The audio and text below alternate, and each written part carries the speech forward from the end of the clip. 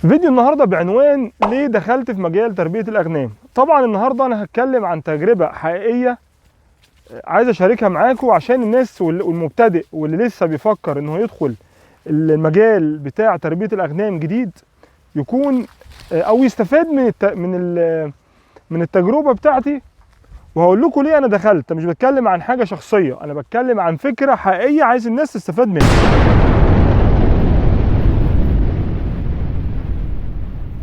يا صباح الجمال على كل اخواتي وحبايبي في كل مكان، اتمنى يا رب جميعا تكونوا بافضل حال. النهارده فيديو جديد باذن الله من مزرعتكم مزرعه العمده، وهكون معاكم باذن الله رامي العمده. خليكم معانا. رقم واحد، دخلت المجال بتاع تربيه الاغنام ده. اولا لازم يكون عندك حب وشغف للحيوانات. يعني انا دخلت عشان انا عامه بحب الحيوانات وبربي حيوانات، ربيت كل الحيوانات من زمان والطيور، واشتغلت في مجال الدواجن ياما. فلما جيت اغير مجال الدواجن ده، غير الحمام دي كانت هوايه بس طبعا كانت قويه شويه، يعني كنا بنحط فيها استثمارات برضو، لكن كان الاساس تربيه الدواجن. لما جيت النهارده هفكر ان انا عايز ابدل الدواجن بحاجه برضو انا بحبها، فدخلت في مجال تربيه الاغنام. في حاجات كانت لازم تبقى كانت عندي ولازم تبقى موجوده عند اي حد لسه هيبدا.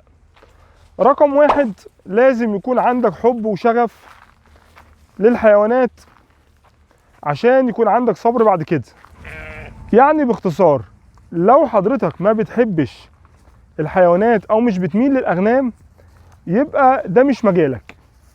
تمام. دايما لما بندخل حد عايز يدخل في تربية الاغنام بقول له عايزة صبر، فانت مش لو ما عندكش صبر او مش بتحب الحاجة مش هتقدر تصبر عليها، فهتاخد مشاكلها بس ومش هتلحق ان انت تجني ارباح من وراها.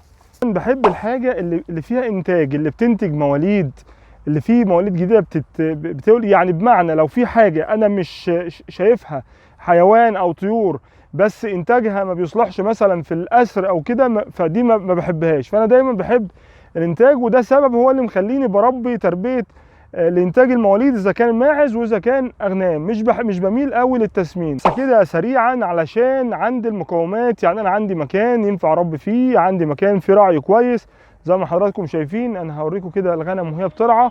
انا النهارده بحاول، مع ان الفيديو متعب شويه عشان ما بحبش اعمل فيديو الغنم بترعى لان حركتهم كتيره، وطبعا زوايا الشمس وكده والكاميرا، فالموضوع مش ظابط قوي يعني.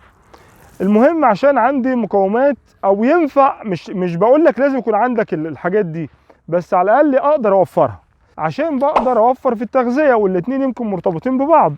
تربيه النعاج دايما قلنا ان هي ما الا انك تحاول توفر يتغذوا كويس وفي نفس الوقت توفر في التغذيه، مش الموضوع شراء اعلاف وخلاص زي التسمين، لان دوره الامهات بتبقى اطول شويه، فلو ما وفرتش فيها الموضوع هيكون مش مجزي قوي بالنسبه لك. نيجي بقى لتاني نقطه، الهدف بقى من تربيه الاغنام.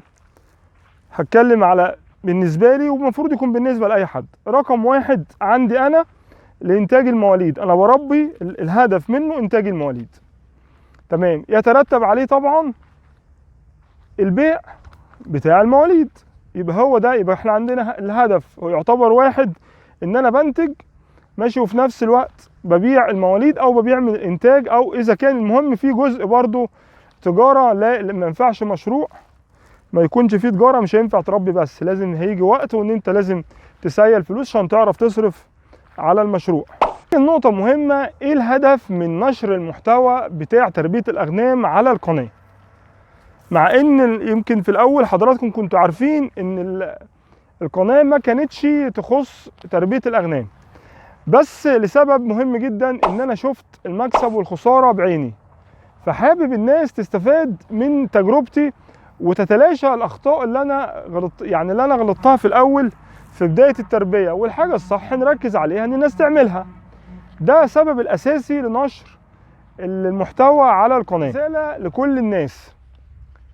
ناس كثيره بتسال هل تربيه الاغنام مربحه ولا لا؟ الاجابه ولا ايوه ولا لا، لكن الاجابه المظبوطه تعتمد. الموضوع بيتوقف على 3 حاجات: الفهم والاراده والصبر. لو ما عندكش اراده وعندك صبر في تربيه الاغنام مش هتعرف تكسب منه. تمام، خدتها من الاول وكان نفسك قصير وما اتعلمتش، مفيش حاجه هتتربى وحدها، ومفيش حاجه يعني كل حاجه محتاجه خبره. الخبره مش هتيجي غير من الصبر، والاراده برضو شديده شويه. فثلاث حاجات تتوقف عليهم اذا كنت هتكسب ولا هتخسر، وباذن الله ربنا ما يجيبش خساره. عشان كده قررت اوثق كل خطوه من اول الشراء للتغذيه لعلاج الامراض لحد البيع. يعني لو ناوي تدخل مجال تربيه الاغنام او لسه مبتدئ فتابعني علشان تشوف الواقع زي ما هو. ولو عجبك الكلام ما تنساش اللايك والاشتراك علشان نكمل المشوار سوا.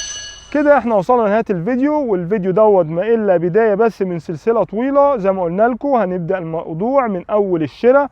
باذن الله الفيديو الجاي هتكلم عن شراء حاجات واخطاء انا غلطت فيها وانا بشتري او انا لسه ببدا. باذن الله هنبدا مع بعض لحد ما يعني لو لسه مبتدئ لحد ما اوصلك ازاي تعرف تبيع، وازاي تسوق المنتج بتاعك، وازاي الحاجه تطلع معاك بصحه كويسه وتعرف تبيعها وتكسب منها افضل مكسب. كده وصلنا لنهايه فيديو النهارده، واستنونا باذن الله في فيديو جديد. السلام عليكم.